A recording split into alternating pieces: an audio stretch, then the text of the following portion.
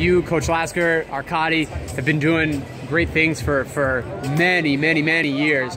What are kind of primary coaching philosophies that maybe you have individually or you as a coaching staff and team really kind of identify with?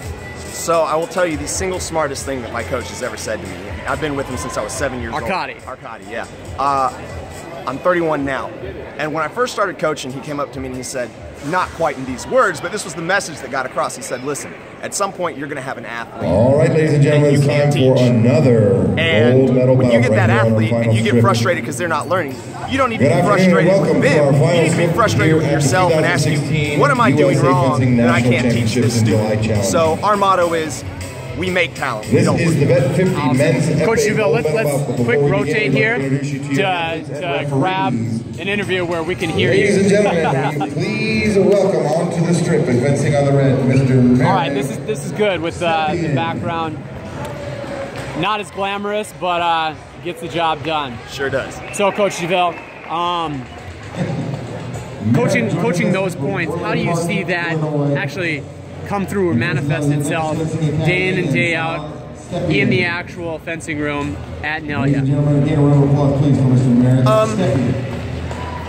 In terms of the practice, in terms of the lessons, in terms of the athlete's development, it all manifests itself in different ways. Every athlete is different. There is a base foundation that you start with. We call it the school of a certain cloak, and everybody's different. It doesn't mean someone's right, someone's wrong, it just means we're different. And from there, you have to mold that school to fit every athlete. Some athletes are better at attacking than they're at defense, and vice versa. And you have to be willing to deviate from your quote-unquote plan to help that student benefit the most from your training and your lessons. Absolutely.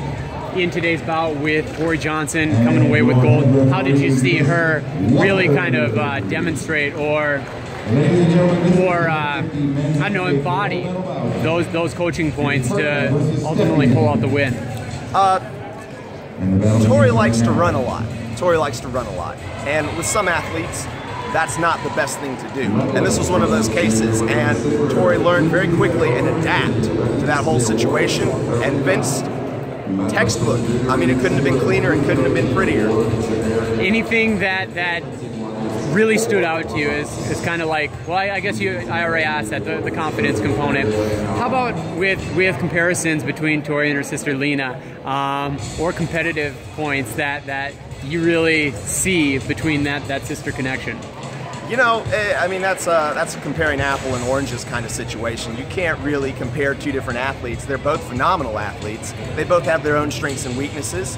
I think that it's good because I think that kind of natural sibling rivalry helps push each other. You know what I mean? I grew up with two younger brothers that fence, and it just, there's that kind of nasty tenacity that comes out of that relationship that you might not be able to get from fencing with other people that aren't your family.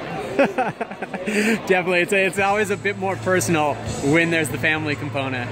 All right, Coach. Well, obviously, either that, the coaching philosophies you guys are doing at Nellya, or the confidence that you emphasize overall, all of it together, I think, came through today. I think it did. We were very happy with it. Congrats. Thanks.